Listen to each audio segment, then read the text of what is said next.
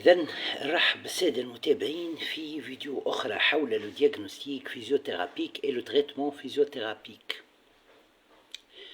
إذن قبل كل شيء نذكر أن الفيديو موجه للتثقيف الصحي فقط وما تتجاوز في حتى حالة من الحالات الهدف هذا. نذكر كذلك أنها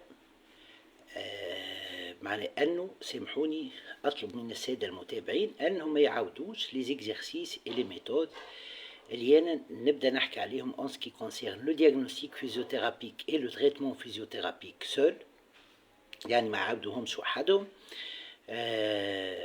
وقت اللي شخص يبدأ مستحق باش يمشي الكينيزيثيرابوت يمشي الكينيزيثيرابوت و selon le cas يبدأ قدام le physiothérapeute. Ce dernier va choisir les méthodes et les exercices اللي راهم هو les plus adéquats pour le traitement physiothérapique et le diagnostic physiothérapique. الفيديوهات هذم طبعا كيف ما قلت موجهين للتثقيف الصحي فقط وما يعوضوا في حتى حالة من الحالات أنه شخص وقت لي يبدأ مستحق باش يمشي الكيني يمشي الكيني. كذلك أذكر أنه ما عندي حتى ربح مادي من الفيديو هذم، ولا أنسى أن نقول أنه حسب رأيي الفيديو هذم ينجموا يعاونوا طلبة في اختصاص العلاج الطبيعي وتقويم الأعضاء وإعادة التأهيل في أنهم يحضروا pour les examens cliniques. إذن فيديو très intéressant كيف ما باقي الفيديو، وباش نستعرضوا فيها مجموعة من لي تيست دو دياغنوستيك فيزيوثيرابيك. به alors جرات العادة dans la majorité des cas أنه معناها نحكيو على l'exploration معناها على لي تيست دو دياغنوستيك فيزيوثيرابيك au niveau de l'omoplate au niveau de l'épaule au niveau إذن يعني au niveau de l'épaule نحكيو برشا على الجلينو أوميرال، ولكن الحقيقة أنا خصصت دي فيديو حكيت فيهم على des tests de diagnostic physiothérapique au niveau de l'épaule, au niveau de la gléno-humérale et au niveau des autres articulations de l'épaule et au niveau de l'omoplate. إذن اليوم باش نحكيو على des tests très importants معناها en ce qui concerne le diagnostic physiothérapique فيما يخص إذن les articulations de l'épaule. Alors, on va commencer petit à petit. Et on va commencer par ce qu'on appelle le test de diagnostic physiothérapique اللي باش يورينا إذا كان l'omoplate معناها ما تقومش بانكلينيزون إذن postérieur كيف ما يلزم.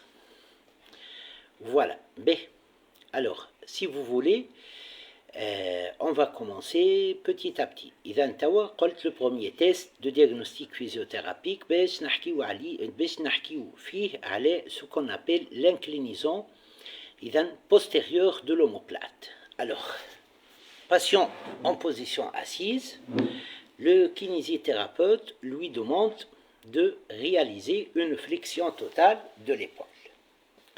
Bien, à ce moment-là, le kinésithérapeute doit voir l'alignement entre ce qu'on appelle le pli de l'aisselle et ce qu'on appelle l'angle inférieur de l'omoplate.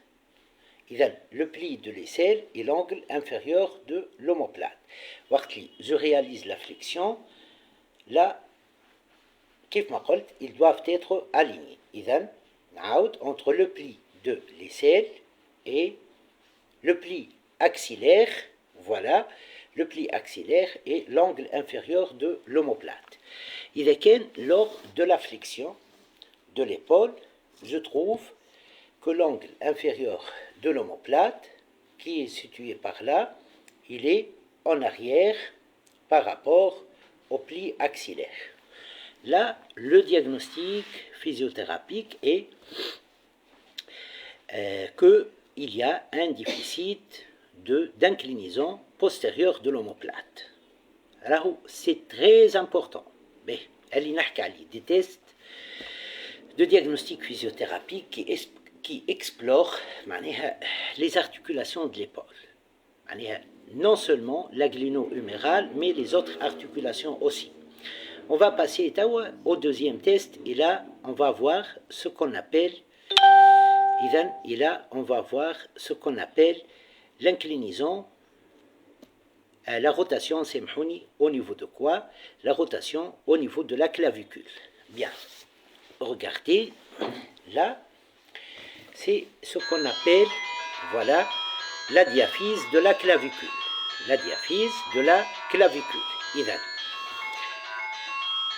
Le patient en position assise et le kinésithérapeute demande au patient, juste une minute, bien, alors le patient en position assise, le kinésithérapeute met ce qu'on appelle son index au niveau de la diaphyse de la clavicule. Rahou, j'ai précisé la diaphyse. Il demande au patient de réaliser une flexion de l'épaule. Bien.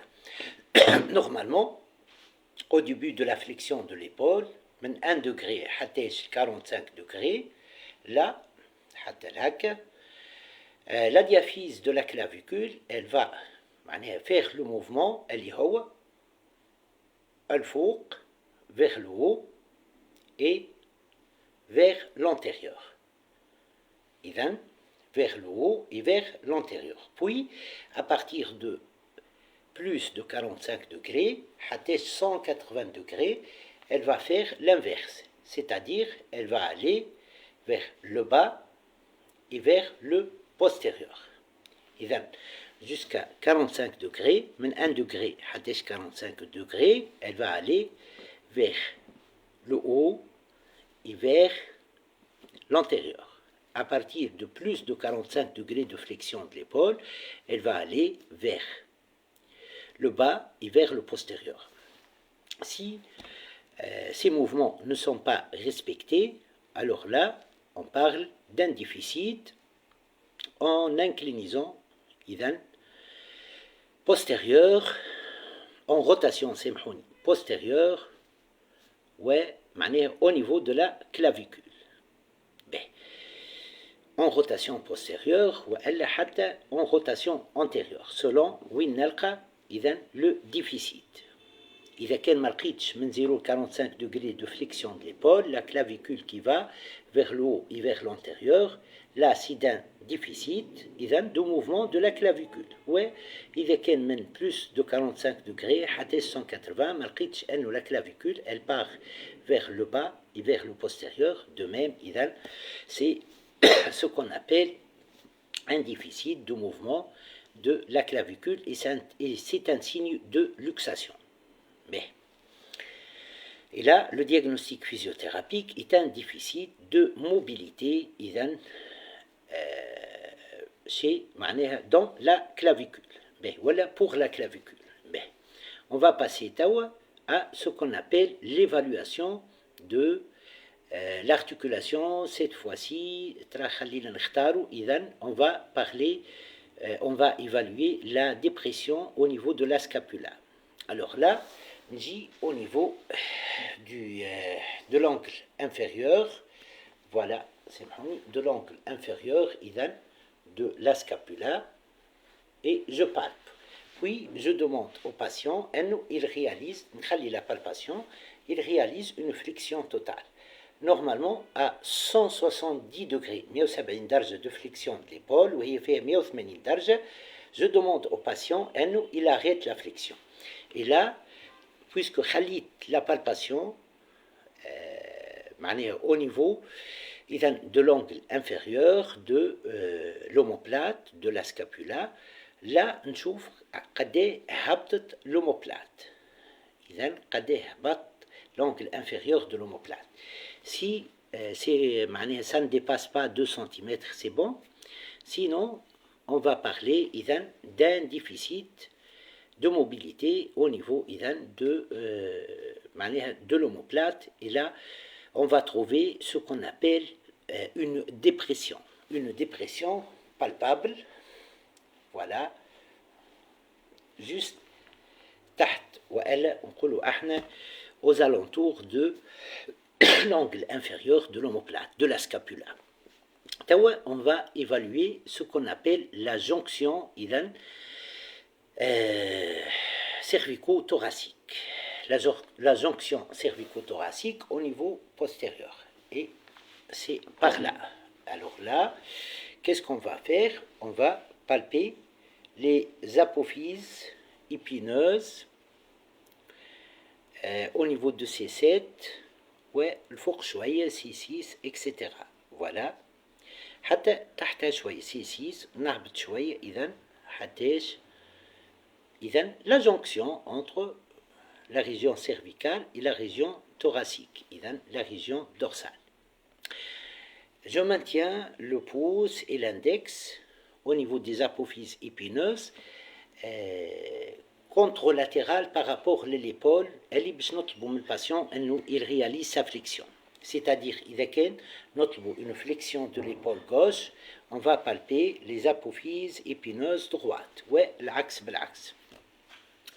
Alors là, lors de la flexion de l'épaule, si le kinésithérapeute trouve une rotation contralatérale des vertèbres de la jonction cervico-thoracique, on compte la palpation au niveau des apophyses épineuses contralatérales à l'épaule, où on demande au patient de réaliser la flexion. Là, il y a un déficit de mobilité au niveau de quoi? Au niveau de la jonction cervico-thoracique. Mais on va, سامحوني بربي, juste une minute. Voilà. Mais on va aller et explorer ce qu'on appelle l'articulation acromioclaviculaire, حكينا عليها قبل برشا, plus la gléno-humérale. Et là, on va s'intéresser cette fois-ci à la capsule postérieure. Alors, le kinésithérapeute va stabiliser par sa main qui tient le bord latéral de l'omoplate, la scapula. Il va la stabiliser par une prise entre le pouce et l'index. Comme ça, c'est cette région. Et là, elle sera au niveau de ce qu'on appelle le bord externe de l'omoplate. Et puis, qu'est-ce qu'il va faire? Il va demander au patient de réaliser une flexion de 90 degrés de l'épaule. Ensuite, qu'est-ce qu'il va faire? En maintenant la fixation de l'omoplate au niveau de son bord externe, il réalise une adduction horizontale. Mais en maintenant cette fixation au niveau du bord externe de l'omoplate. Et puis, il va relâcher la région de la région externe de l'omoplate et il va continuer l'adduction horizontale. Voilà, il va continuer l'adduction horizontale. S'il n'y a pas un déficit de mobilité au niveau, un déficit de souplesse au niveau de la capsule postérieure et qu'il n'y a pas de déficit de mobilité au niveau de l'acromioclaviculaire avec ses mouvements mineurs, et là, qu'est-ce qu'on va trouver? On va trouver que l'adduction, l'adduction l'adduction maximale, elle est avec la fixation du bord externe de l'omoplate. بعدها هي وقت اللي on relâche, وقت اللي اليد نتاع الكينيزيثيرابيوت تبعد على البور externe de l'omoplate, ça doit il doit y avoir 20 degrés d'adduction horizontale. أقل من 20 degrés, on parle de rétraction au niveau de la capsule postérieure et un déficit de mobilité au niveau de l'acromioclaviculaire ou au niveau de ce qu'on appelle la gléno-humérale. Ce sont des tests très importants. On va passer à un deuxième test, à une deuxième pathologie, مش une deuxième, حكينا على الأقل على 5 pathologies. في les 5 tests هذوما. On va parler de ce qu'on appelle un test آخر de diagnostic physiothérapique. Et là, on va s'intéresser à ce qu'on appelle une rupture au niveau de quoi? Une rupture au niveau, une déchirure totale au niveau de ce qu'on appelle la nappe des coiffes des rotateurs. voilà, au niveau des tendons de la nappe des coiffes des rotateurs. Et là, c'est une autre façon de faire le diagnostic physiothérapique. Et là, le kinésithérapeute, qu'est-ce qu'il va faire? Il va demander au patient, passivement, il met l'épaule du patient en extension. Voilà, l'épaule du patient en extension. Et puis, il va réaliser des rotations externes et internes. Avec l'index de l'autre main, il va réaliser ce qu'on appelle une palpation en avant de l'acromion. Voilà, il a une extension. Le kinésithérapeute avec l'autre main, extension de l'épaule, l'autre main sera placée au niveau du tiers inférieur,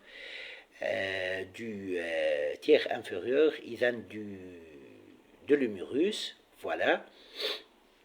Le coude peut être fléchi, dans ce cas, et puis il maintient la palpation et il réalise passivement des rotations externes et internes.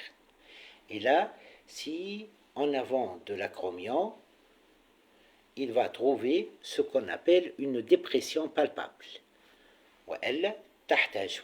Il va trouver ce qu'on appelle une protubérance, le tubercule de ce qu'on appelle l'humérus, le tubercule huméral qui est palpable sous forme de dépression.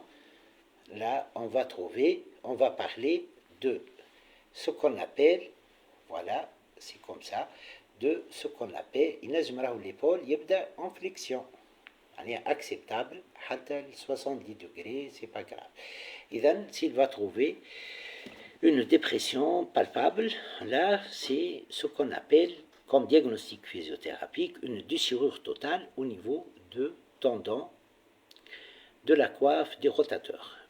On va parler de ce qu'on appelle une déchirure, un test de diagnostic physiothérapique, la déchirure au niveau du tendon, du tendon proximal, du long biceps brachial. Cette fois-ci, c'est un autre test, les mains croisées du patient, puis placé derrière la tête, et le kinésithérapeute, qu'est-ce qu'il va demander? Il va demander des contractions, puis relâchement du biceps brachial à droite et à gauche. Voilà, sa main doit être placée au niveau du biceps brachial pour voir s'il y a une contraction au niveau proximal du biceps brachial. C'est par là, au niveau du tiers supérieur, voilà, au niveau du tiers supérieur de l'humérus. Voilà, s'il y a une absence de contraction du biceps brachial, on parle de rupture au niveau de ce tendon proximal. Voilà, du biceps brachial. تذكروا l'atinosynovite. حكينا وقتها على un test de diagnostic physiothérapique pour ce qu'on appelle l'atinosynovite, l'inflammation au niveau du tendon de l'extenseur et de l'adducteur du pouce. Alors là, qu'est-ce qu'on va dire? Pour ce test, كنتذكروا قلنا البوس نسكروا عليه الصوابع et puis une inclinaison radiale. Et ça reproduit les signes d'irritation, de douleur. Là, on va spécifier ACTR. C'est un test qui est très spécifique au diagnostic physiothérapique de ce qu'on appelle l'atinosynovite. Alors, les doigts fermés, pour le pouce, il est en extension. Voilà, pouce en extension avec les doigts fermés. Et puis, il est aussi en abduction. Voilà. Ensuite, qu'est-ce qu'on va faire? On va réaliser une adduction et le patient, on lui demande on réalise l'adduction. Et par la suite, qu'est-ce qu'on obtient? Avec les doigts fermés en flexion, avec le pouce en extension et en abduction, le kinésithérapeute va pousser vers l'adduction et le patient va réaliser une abduction. Et là, on a une abduction statique résistée. Si ça reproduit les signes de douleur au niveau idan, du pouce, de la base du pouce, le diagnostic physiothérapique est une tinosynovite. Les signes peuvent être une douleur accompagnée par une sensation d'irritation et par la sensation de brûlure. واحد يحس une douleur البقعة تحرق réellement هي معناها ما هيش تحرق mais c'est une inflammation. Et là le diagnostic physiothérapique est une tinosynovite.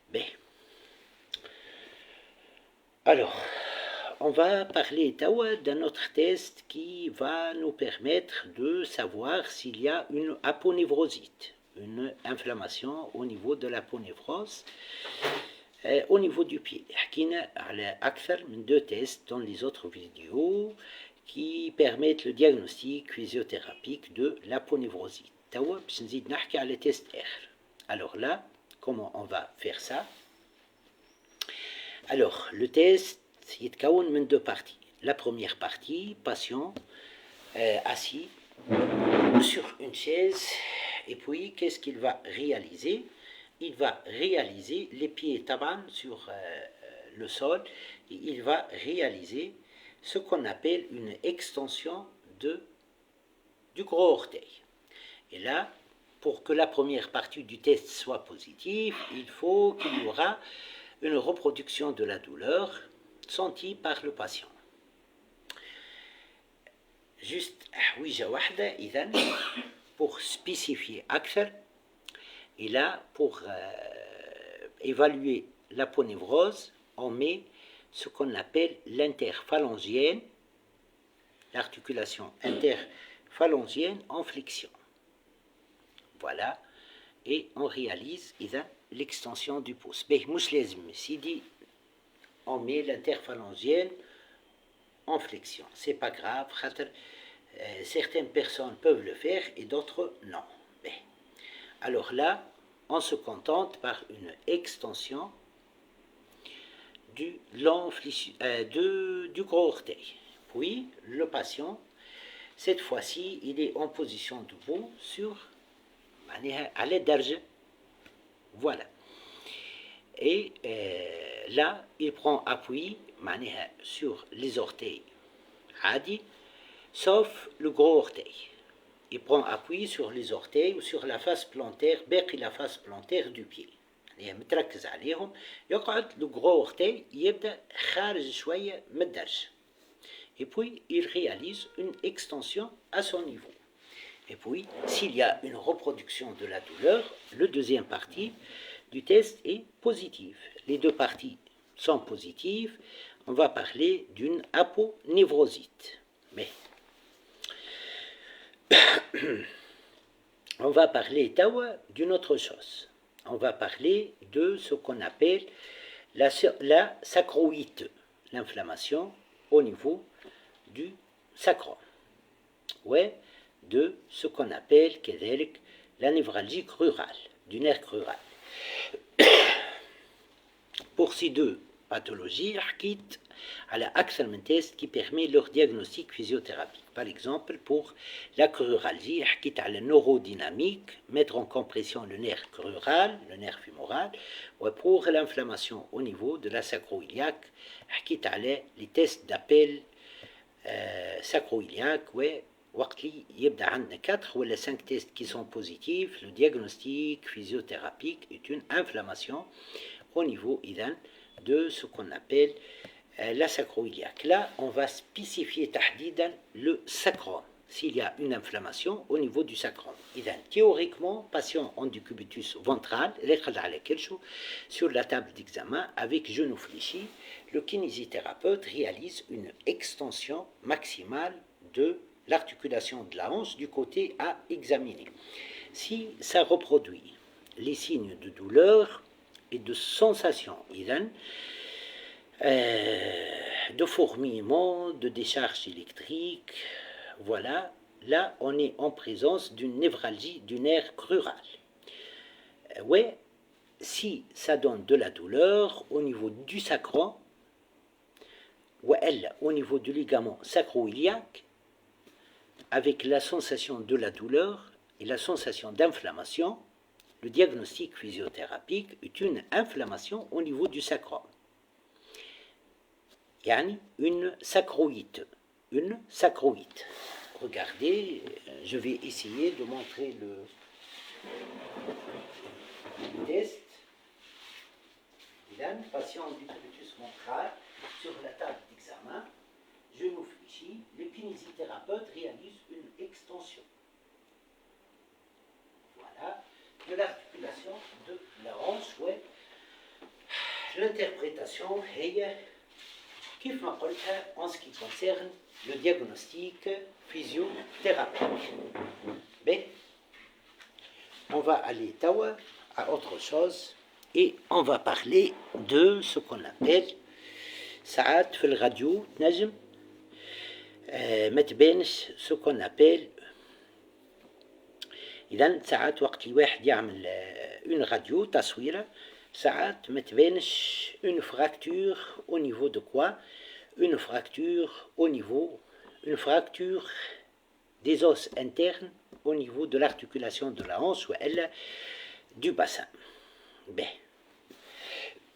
comment faire le diagnostic physiothérapique? طبعا تجب تبان dans certains cas تنجم تبان selon la localisation de la fracture. إذن pour le test de diagnostic physiothérapique qui permet de savoir s'il y a une fracture interne au niveau du bassin, ou au niveau de l'articulation de la hanche.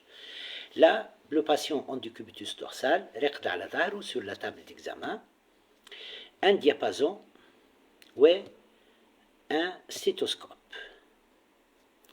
Alors, le kinésithérapeute va réaliser des percussions adaptées. طبعا ما يضروش le patient au niveau de la rotule. Et puis le stéthoscope يبدأ يسمع على روحه. Et puis هكا الدورة اللوطة نتاع الستيتوسكوب elle doit être au niveau de la symphyse pubienne. Au niveau de ce qu'on appelle سامحوني مش la symphyse pubienne, au niveau du tubercule pubien. Au niveau du tubercule pubien. إذن diapason, il réalise des percussions au niveau de la rotule. Le kinésithérapeute place le stéthoscope يسمع بيه la partie l'autre stéthoscope au niveau du tubercule pubien. Et c'est comparatif avec l'autre côté. S'il y a un arrêt du bruit, ما فماش bruit, s'il y a une absence سامحوني de bruit, ou une diminution du bruit par rapport à l'autre côté, le diagnostic physiothérapique est une fracture au niveau interne de ce qu'on appelle les os du bassin ou les os de l'articulation de la hanche. Et selon la localisation de la douleur, on va savoir est-ce que la fracture elle est au niveau du bassin ou elle au niveau de l'articulation de la hanche. Mais, vidéo مهمة برشا كيف ما باقي les vidéos. Mais, on va parler d'autre chose. On va finir avec ça. Mais, alors si vous voulez plutôt message 2-3 autres choses, ما نحبش الفيديو تطويل برشا. Alors si on réalise un glissement de ce qu'on appelle un glissement osseux, par exemple entre le radius et l'ulna, نجي لهنا le radius ou une styloïde radiale وهنا l'ulna, le cubitus, je fixe le radius, je réalise des glissements antérieurs et postérieurs, je fixe l'ulna et je réalise des glissements antérieurs et postérieurs du radius.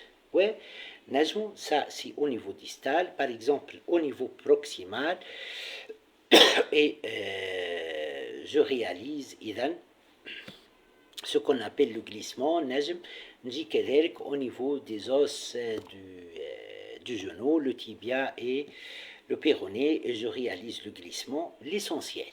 S'il y a un déficit de glissement, lors de la mobilisation, de tests de mobilisation spécifiques dans une articulation. Par exemple, l'exemple radio-ulnaire.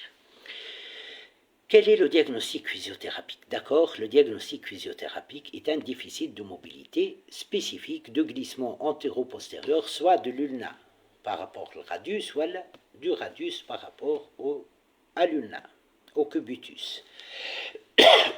Mais on peut spécifier akthar et on va dire que les cas possibles sont une fracture ancienne, ou un traumatisme نجم يصير معناه ancien, voilà, والا une arthrose والا une distension ligamentaire. كيفاش نفرقوا بيناتهم؟ alors par exemple سبق تذكر وحكيت على comment faire le diagnostic physiothérapique de lésions ligamentaires. خذينا احنا l'exemple تاع l'articulation radio-ulnaire اللي هي بين le radius et l'ulna. Là, كنت تذكروا فما la lésion possible de TFCC ou elle de ce qu'on appelle le ligament scapho-lunaire. نثبت si c'est positif elle est. وقتها le déficit de glissement est dû à une lésion du ligament, par exemple TFCC ou la scapho-lunaire ou les deux à la fois. Mais نجم كذلك il s'agit de ce qu'on appelle une fracture ancienne. Elle a un traumatisme ancien. تذكروا حكيت على le test de diagnostic de fracture ou de traumatisme au niveau de plusieurs articulations ومن ضمنهم entre l'ulna et le radius. ولكن ici حاجة صارت قبل. Et là on demande dans un interrogatoire au patient est-ce que عملت fracture قبل ولا لا à ce niveau. Si ce n'est pas une fracture, إذا كان كذلك les ligaments sont intacts, là on va parler de traumatisme. وراهو كذلك une fracture ancienne, le traumatisme ancien peut être décelé par la comparaison de la hauteur du radius par rapport à l'ulna en comparatif ou elle comparée à l'autre côté. الا اسكو طالع شويه هابط شويه وحكيت عليه كيفاش نعملوا une correction structurelle, une correction par la traction, soit vers le haut, soit vers le bas. On corrige donc par la physio ce qu'on appelle une ancienne fracture consolidée ou un ancien traumatisme. Voilà. Mais si c'est pas tout ça, alors si on est معناها في الكا ما نلقاوش فيه une lésion ligamentaire, ما نلقاوش فيه une lésion, une fracture ancienne, un traumatisme ancien, là on doit penser à l'arthrose. Et là je réalise mon test et mon tableau clinique de diagnostic physiothérapique de l'arthrose. Ouais, حكيت عليه comment on réalise كيفاش نعرفوا اللي فما une arthrose au niveau de la main, كيفاش نعرفوا اللي فما arthrose au niveau du genou, des tests, كيفاش نعرفوا اللي فما arthrose au niveau lombaire, كيفاش نعرفوا اللي فما arthrose au niveau de l'articulation de la hanche, etc. Voilà. هذا comment on fait le diagnostic physiothérapique lorsqu'il y a un déficit de glissement lors de la mobilisation spécifique, soit antéro-postérieur, anti au type de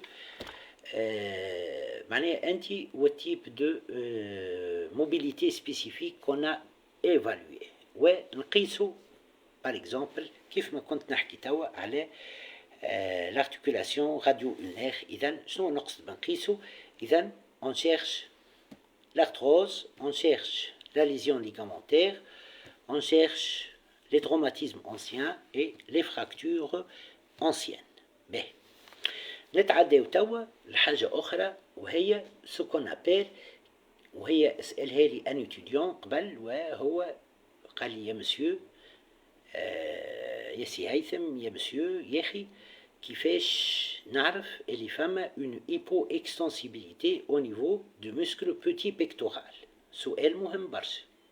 Là, il y a un test, ou les deux tests de diagnostic physiothérapique qui mettent en évidence une hypoextensibilité au niveau de ce qu'on appelle le petit pectoral. Alors, soit patient du cubitus dorsal sur la table d'examen sans compensation, ouais, on prend la distance entre l'acromion et la table d'examen. Mais, soit une autre façon. Et là, qu'est-ce qu'on va faire pour ce test? Alors, regardez, هذه باش نسميوها le talon de la main. Patient du cubitus dorsal, رقد على ظهره, le talon de la main au niveau des apophyses, au niveau de l'apophyse coracoïde. Une main à droite, l'autre main à gauche. C'est juste sous la clavicule. Et là, qu'est-ce qu'on va faire? Alors, on va prendre la mesure, dans ce cas, entre l'acromion et la table d'examen, comme ça, puis en réalisant une poussée de chouille au niveau de l'apophyse coracoïde vers l'arrière. On va sur la table d'examen et je réalise la même mesure entre l'acromion et la table d'examen. Pour voir s'il y a une hypoextensibilité au niveau de ce qu'on appelle le muscle grand pectoral.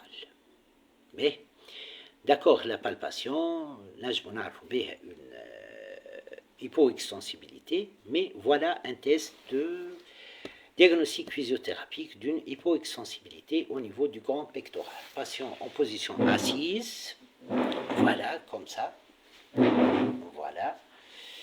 Les deux bras juste devant le buste, choyé, voilà, et puis on lui demande de réaliser une sonnette interne, on lui demande d'approcher les omoplates, les bords internes des omoplates, et de se tourner vers le mur, voilà, et là, ça, c'est d'un côté, puis de l'autre côté. Voilà, de l'autre côté. Voilà, tout en rapprochant. Voilà, tout en rapprochant les omoplates. Et j'évalue la rotation externe de l'épaule, fait le côté elidolo. J'évalue le rapprochement des omoplates, la sonnette interne. Voilà. Et j'évalue la rotation du tronc. Voilà. S'il y a un frein d'un côté par rapport à l'autre, là on parle d'hypoextensibilité. إذا كان les deux sont hypoextensibles, كيفاش نعرف هذا؟ نلقى اللي le mouvement ما يمشيش à son maximum. Voilà. Le maximum مش معناها باش يلصق le buste في المur.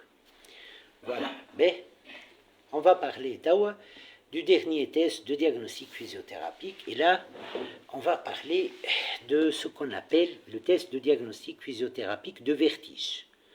Le vertige, elle est d'origine cervicale. Le test est le suivant. Patient en position assise, le kinésithérapeute tient la tête du patient dans la position neutre. Et il demande au patient de réaliser une rotation du tronc soit de 45 degrés ou de 90 degrés. La tête doit être maintenue. Voilà, la tête ما يلزمهاش الدور. طبعا انا تو شد راسي هنا مي réellement avec le patient راهي تقعد التيت في بقعتها. Voilà. Il réalise une rotation إذن du tronc de 45 degrés. Dans ce cas-là, s'il y a des nausées, des troubles de... s'il y a la sensation de nausée, ou de vertige, ou une sensation de trouble visuel, là, on parle de ce qu'on appelle, comme diagnostic physiothérapique, vertige d'origine cervicale. Vidéo إذن مهمة برشا. أذكر أني أشبه مهنة العلاج الطبيعي ببحر من العلم. شوية آخر تلقاوها sur ma chaîne YouTube, puis elle sera repartagée sur ma page Facebook. ذكر أنه ما عندي حتى ربح مادي من الفيديو هذا، وأنهم موجهين للتثقيف الصحي فقط. مرحبا بكم وإلى اللقاء. مرحبا.